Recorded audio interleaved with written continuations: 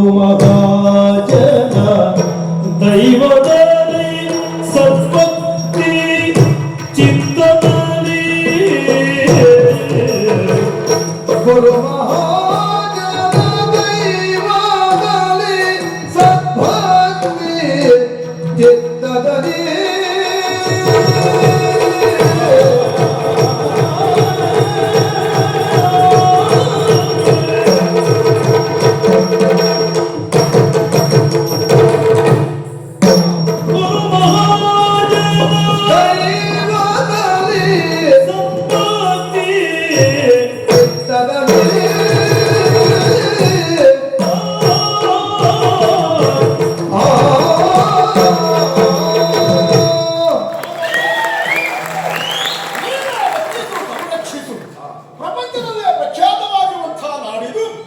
ಆದಿತ್ಯಪುರ ಎನ್ನುವುದಾಗಿ ಆಳಿ ಬಾಳಿ ಬೆಳಗುತ್ತಿರುವಂತಹ ರಥರು ವಿಕ್ರಮಸೇನರು ಅವರ ಏಕಮಾತ್ರ ಸುಕುಮಾರವಾಗಿರುವಂತಹ ನಮ್ಮನ್ನ ಪ್ರದೀಪ ಎನ್ನುವುದಾಗಿ ಕೊಂಡಾಡಿದರು.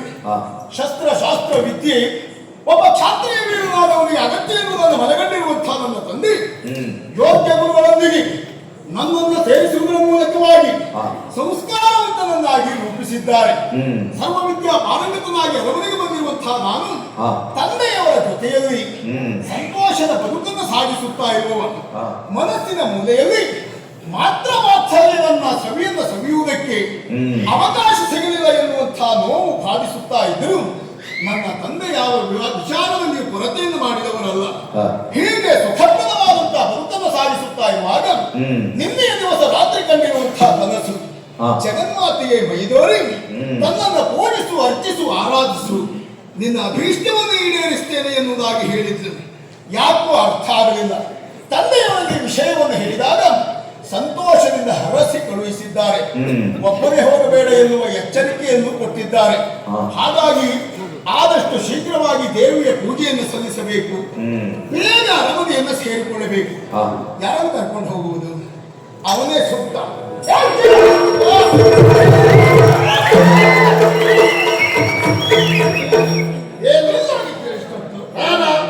ನೀನು ಕರೆಯುವಾಗ ಹಾಸಿಗೆಯಲ್ಲೇ ಇದ್ದೆ. ಇದ್ದೆ ಅಲ್ಲಿಂದ ಮೇಲೆ ಎದ್ದೆ. ಸರಿಯಾಗಿ ಮುದ್ದೆಯನ್ನು ಮೆತ್ತೆ ನೇರವಾಗಿ ಇಲ್ಲಿ ಬಂದು ಬಿದ್ದೆ. ಮುಂದೇನು ಹುದ್ದೆ ಹೇಳಿದ್ರು ತಯಾರಿದ್ದೆ. ಒಳ್ಳೆ ಪ್ರಾಸ ಅಲ್ವಾ ನಿನ್ನ? ನನಗೆ ಪ್ರಾಸ ಎಲ್ಲಿ ತ್ರಾಸೇ ಇಲ್ಲ. ನಿನ್ನ ಮಾತು ಕೇಳಿದಾಗಲೇ ಅರ್ಥ ಆಯಿತು. ನಿನಗೆ ಪ್ರಾಸ ಎನ್ನುವುದು ತ್ರಾಸದಾಯಕವಾದದ್ದವ ಎನ್ನುವುದು ಅಲ್ವೇ ಅಲ್ಲ. ಅಂದ್ರೆ ನೀನು ಅದರಲ್ಲಿ ಎಷ್ಟೊಂದು ನಿಪುಣ. ಗಟ್ಟಿ ಯಾವ ಪ್ರಾಸವನ್ನು ಹೇಳಿದ್ರು ಅದಕ್ಕೆ ಸರಿಯಾದಂತಹ ವಿವರಣೆಯನ್ನು ಕೊಡ್ತೀಯ? ನಾನೇ ಹೇಳಿದ್ರೆ ಮಾಡುವ. ಹೌದಾ? ಖಂಡಿತ ಒಂದು ಪರೀಕ್ಷೆ ಒಟ್ಟಿಗೆ ಬಿಡ್ತೇನೆ. ಮಾಡುವ. ಅದೋ ನೋಡು ಚಂದ್ರಬಿಂಬ, ಇದೋ ನೋಡು ಲಾಂದ್ರ ಕಂಬ, ಮುಚ್ಚಕ್ಕಿ ತಿಂಬ, ಕೈಲಂತಾಂಬ ಚಂಬ. ಇದ್ರ ಅರ್ಥ ಐತೆ ಹೇಳಂಬ. ಇದರ ಅರ್ಥ ಹೇಳಲಿಕ್ಕೆ ನಮ್ಮಲ್ಲಿ ಸಾಧ್ಯ ಇಲ್ಲ. ನಾವು ಮಾತು ಗೊತ್ತುಂಟು ಹೇಳೋಣ. ನಿನಗೆ ಮಾತ್ರ ಪ್ರಾಸ ಎನ್ನುವುದು ನಿನಗೆ ತ್ರಾಸಾದ ಎನ್ನುವುದು ಅರ್ಥ ಆಯ್ತು. ಸರಿ. ಅವಸರವಾಗಿ ಕನ್ನಡಕ್ಕೆ ಅದೇ ಆಶ್ಚರ್ಯ. ಅರಮನೆಯಲ್ಲಿ ಸಂತೋಷವಾಗಿ ಕಾಲ ಕಳೆಯುತ್ತಾ ಇದ್ದದ್ದು ಹೌದು. ನನಗೂ ನಿರೀಕ್ಷೆ ಇಲ್ಲ. ಬಾಯಷ್ಟೊತ್ತಿಗೆ ಬರ್ತೇನೆ. ತೊಂದರೆ ಏನಿಲ್ಲ. ಹೌದಾ? ಹೌದಪ್ಪ. ಎಲ್ಲಿ ಯಾರಿಗೆ ಯಾವಾಗ ಯೋಗ ಎನ್ನುವುದನ್ನ ಭಗವಂತ ಬರೆದಿರ್ತಾನಂತ ತಪ್ಪಿಸ್ಲಿಕ್ಕೆ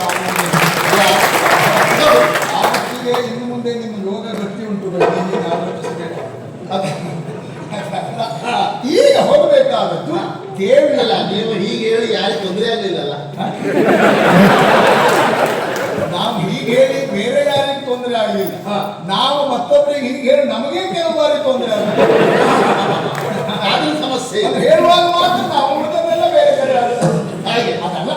ಜೊತೆಯಾಗಿ ಪೂಜೆಯನ್ನು ಸಲ್ಲಿಸುವುದಕ್ಕಾಗಿ ಹೋಗಬೇಕು ಎನ್ನುವ ಆಶಯ. ಹೌದಾ? ಬರ್ತೀಯಾ? ತಿರುಗಾಟಕ್ಕೆ ನೀನು ಕೇಳುವುದು ಹೆಚ್ಚು, ನಾನು ಒಂದು ಹೆಚ್ಚ. ನನಗೆ ಆಸೆ ಇರುವುದು ಅಷ್ಟೇ. ಯಾವಾಗಲೂ ಮುಟ್ಟಿಗೆ ತಿರುಗಾಟ ಮಾಡಬೇಕು ಅಂತ ಆಸೆ ಇತ್ತು. ಆಗ ಏನ್ ಮಾಡುವ? ಅವಕಾಶ ಸಿಗಲಿಲ್ಲ. ನೀನು ಕದ್ದಾಗ ನಾವು ಬರ್ಬೇಕು ಬಿಟ್ಟರೆ ನಾವು ಕದ್ದಾಗ ನೀ ಬರ್ತೀಯ. ಯಾಕೆ? ನೀನು ಇವರ ಹೊಣೆಗಾರಿಕೆ ಉಂಟು. ಹೌದು.